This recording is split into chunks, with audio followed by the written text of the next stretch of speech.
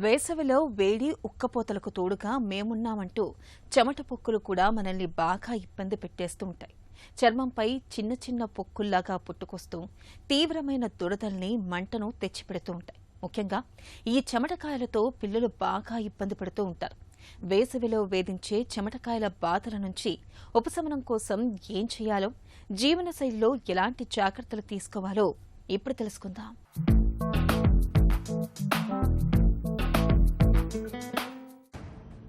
చర్మం మన శరీరానికి రక్షణ కవచం. రకరకాల ఇన్ఫెక్షన్ల నుండి, ఎండ నుండి, వాన నుండి, చలి నుండి శరీరాన్ని కాపాడటంలో చర్మానిది ప్రధాన పాత్ర.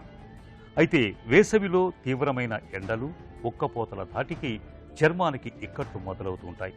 భరించలేని ఈ ఎండతాపానికి మన రక్షణ కవచమైన చర్మానికి చెమట పొక్కులు మొదలుకొని సెగ్గడ్డల దాకా రకరకాల సమస్యలు వచ్చి పడుతుంటాయి. ముఖ్యంగా తీవ్రమైన ఎండవేడికి చర్మం పేలుతుంటుంది. చర్మంపై సన్నని, ఎర్రని పొక్కులు కనిపిస్తూ ఉంటాయి. వేడి, ఉక్కపోతల మూలంగా నిరంతరం చెమ్మగా ఉండే చర్మంపై చెమటకాయలు పెద్ద తెట్టులాగా పుట్టుకొచ్చి ఒకటే దురద పెడుతూ, చికాకు పెడుతూ ఉంటాయి. ఇలాంటప్పుడు కలబంద గుజ్జును పేలిన చోట రాసుకుని కొద్దిసేపు ఆగిన తర్వాత స్నానం చేస్తే మంచి ఉపశమనంగా ఉంటుంది. చందనం, అత్తరు కలిపి ఒక ముద్దలా చేసి చర్మంపై పేలిన చోట రాస్తున్నా మంటలు, దురదలు తగ్గుతాయి.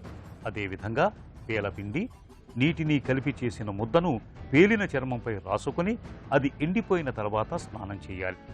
చెమట ఎక్కువగా పట్టేవారు స్నానాంతరం కాస్త చందనాన్ని నీళ్లలో కలిపి పల్చగా చేసి ఒంటికి పట్టించటం మంచిది. తులసి ఆకులు, తమలపాకులు రెండింటినీ బాగా దంచి ఆ మిశ్రమాన్ని ఒళ్లంతా రుద్దుకుని స్నానం చేస్తే చెమట పొక్కుల బాధలు ఇట్టే తగ్గిపోతాయి.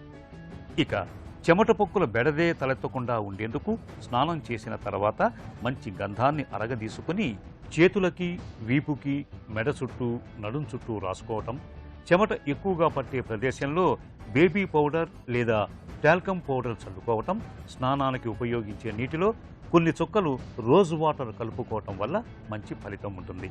ఈ జాగ్రత్తలు వేసవిలో మన చర్మానికి చెమట పొక్కుల బాధల్ని చాలా వరకు తగ్గిస్తాయి.